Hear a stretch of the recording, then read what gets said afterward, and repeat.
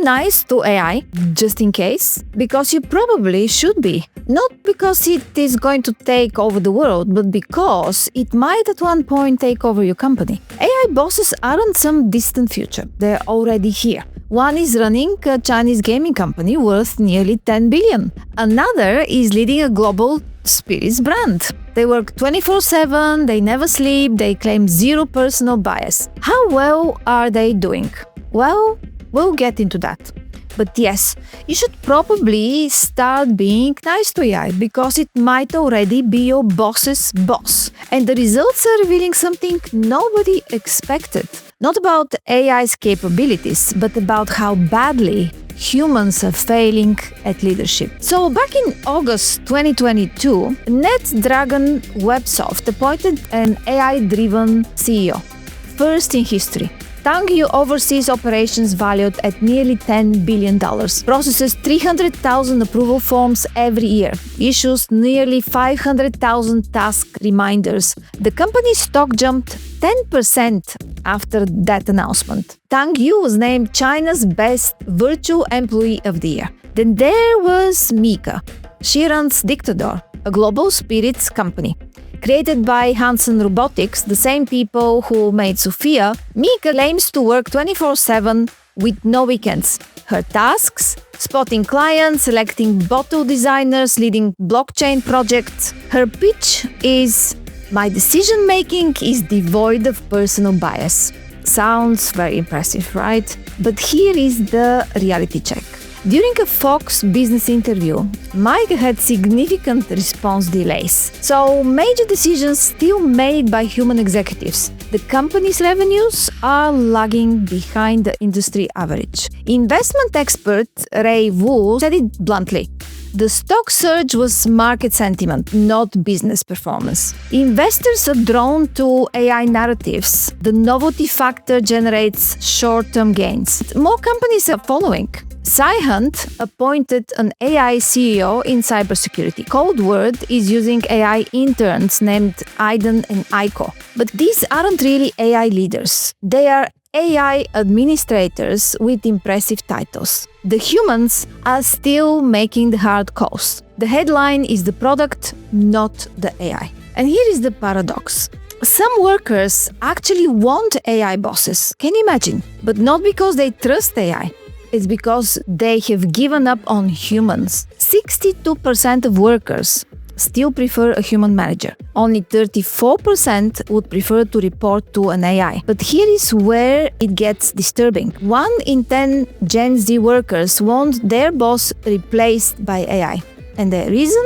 AI would be nicer, fairer, more neutral, it won't hit on me, it's less scary, and 69% are already being polite to ChatGPT just in case. HR chief Ivory Morgan said it perfectly. This points to burned out, disengaged leaders failing to meet basic human needs. They're not impressed by AI. They're dealing with unfairness, confusion, and toxicity at work. The irony is that the aspects of management that make us most distinctly human are precisely what is missing when employees prefer machines. And the research backs this up. Employees feel less valued and less supported when AI makes career decisions. Trust is higher in human decisions than algorithmic ones. Work evaluations by AI reduce trust because they lack human intuition. And yet, 54% trust AI more than HR professionals. 64% of people would value an AI-based performance coach. 97% of workers have asked ChatGPT for advice instead of their manager. Think about that. Nearly every worker would rather ask a chatbot than talk to their boss. This is not a win for AI. That's a catastrophic failure of human leadership. There is also a massive perception gap. 69% of senior leaders say AI is deployed with clear ethics, but only 47% of employees agree with that. So there is a 22-point gap on ethics, and it reveals a complete lack of trust. But here is a question that nobody wants to answer at this point of time. When AI makes a catastrophic decision, who goes to jail? CEOs have fiduciary duty, a legal obligation to act in shareholders' best interest. AI has code, no legal personhood, no moral agency. So who is liable when an AI CEO screws up? Well, the answer at the moment is, that's a legal vacuum. Yale experts are clear. When it comes to decisions that affect human lives, hiring, firing, promotions, a human being has to be the final decision maker. The EEOC has put employees on notice. They will be liable for AI decisions. We don't want people to have the false sense they're absolved of liability because they are just an end user. And the courts agree, because in 2024, Air Canada tried to argue that its AI chatbot was responsible for its own actions when it caused consumer harm. And the court rejected that absolutely, completely, because you can't blame the bot. Here is what CEOs are actually liable for. If AI harms the company, the CEO can be sued for breach of fiduciary duty. If AI mishandles data, the CEO is responsible under the GDPR and privacy laws. If AI discriminates, the company faces legal action, and if AI decision can't be explained, that lack of transparency becomes a source of liability. And here is the black box problem. Many AI models can't explain their decisions. If a judge can't understand how AI reached the conclusion, how can responsibility be assigned? The uncomfortable reality is this: AI doesn't have intent, negligence, or moral reasoning. But someone must be accountable when things go wrong. So what is the safest strategy? Treat AI as a tool you're fully responsible for. AI is brilliant at optimizing known problems, but leadership isn't about optimization of known problems. It's about improvisation. And when the unpredictable happens, like pandemics, crashes, black swan events, AI doesn't just struggle, it completely fails. Cambridge research revealed this. AI struggles with pandemics, political shifts, unprecedented events. Markets are unpredictable, and AI models rely on historical data, struggling with black swan events. COVID-19, AI models didn't anticipate how a pandemic would freeze economies overnight at all. Black swan events don't follow past patterns. AI is trained on historical data.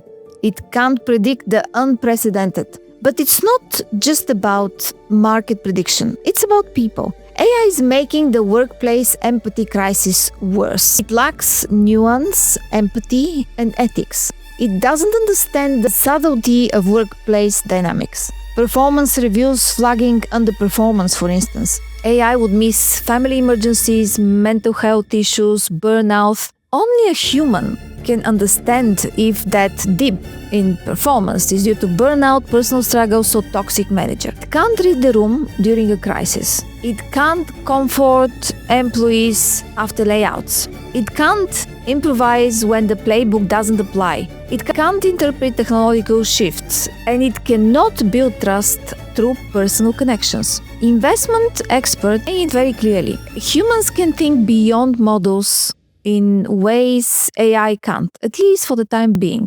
Crisis demands adaptability, intuition, emotional intelligence. AI offers pattern recognition, data processing, and consistency. Technology have to serve the humans, not the other way around. AI can help leaders be more effective, but there is many things AI cannot take over, which is all about people. One executive puts it perfectly. I've yet to see AI grab a beer with my team, obviously, right? So the best approach, a hybrid model. AI generates strategies, human review and execute. That's what NetDragon actually does. Tangyu handles data analysis, humans handle community management. The future will remain hybrid, combining AI precision with human emotional intelligence. And let's not forget that the CEO isn't just a decision maker. They're the face of the company, the voice in a crisis, the person shareholders trust. When you replace that with a machine, what happens? Well, research shows that 45% of a company's reputation depends on its CEO. 44% of executives say CEO reputation directly influences financial success. And what a CEO actually does? Well, the CEO should act as a company spokesperson during crisis. He or she should build trust through media appearances, should inspire employees' loyalty, attract top talent, create investor confidence. And the AI problem is that, for instance, Mika, in interview, had significant response lags because it is trained to say some things, and when you go out of the script, it can't answer. AI can't give a speech that moves people, can't do spontaneous media interviews, can't shake hands at investor meetings, can't visit employees after tragedy. So Harvard research warns rushing into AI without considering customer perception can backfire. Brands can be brittle and customer trust is often fleeting. You have to manage brands very delicately because they are meaning-based assets. Investors want to believe in the competence and ethics of the top echelon of leadership. Can they believe in code? Employees look to the CEO's actions as a signal of company's true priorities. Can employees follow an algorithm? So without a strong positive reputation, a CEO may lose confidence of important stakeholders and employees. NetDragon AI CEO generated massive headlines. Dictator's Mika got tons of buzz.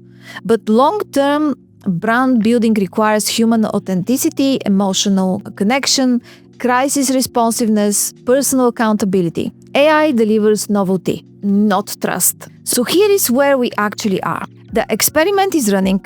Real companies have put AI in executive positions. Tangyu processes hundreds of thousands of documents. Mika poses for press photos. And what have we learned? It's not working the way the headlines suggest. The AI CEOs aren't making the hard calls. Human executives still handle major decisions. The robot in the corner office is mostly doing administrative work with a fancy title. But the experiment revealed something far more important. When 1 in 10 Gen Z workers say they want an AI boss because it would be less scary and won't hit on me, that's not a vote for artificial intelligence. That's an indictment of human leadership. When employees say they trust ChatGPT more than HR, that's not about AI being great. It's about management being broken. The research is overwhelming. 62% still prefer human managers. Trust is higher in human decisions than AI ones. And employees feel less valued, less supported when algorithms decide their future. And AI completely fails during crisis, exactly when leadership matters the most. And here's the legal reality nobody talks about. When AI makes a catastrophic decision, someone human still goes down for it. The courts have made this clear. You can't blame the bot. So could you actually have an AI boss? Well, technically, yes, you can. Some companies are already doing it. But here is the better question. Should you have an AI boss? Leadership isn't about processing approval forms faster. It's about inspiring people when things get hard, comforting employees when tragedy strikes, making the call that no data supports but your gut knows is right. It's grabbing a beer with your team after a brutal quarter. It's looking someone in the eye during a layoff and taking responsibility. AI can optimize a spreadsheet. It cannot shoulder a burden. The companies experimenting with AI executives aren't discovering that machines can lead. They're discovering what we've always known. The hard parts of leadership are precisely the parts that make us human. And those are the parts no algorithm can replace.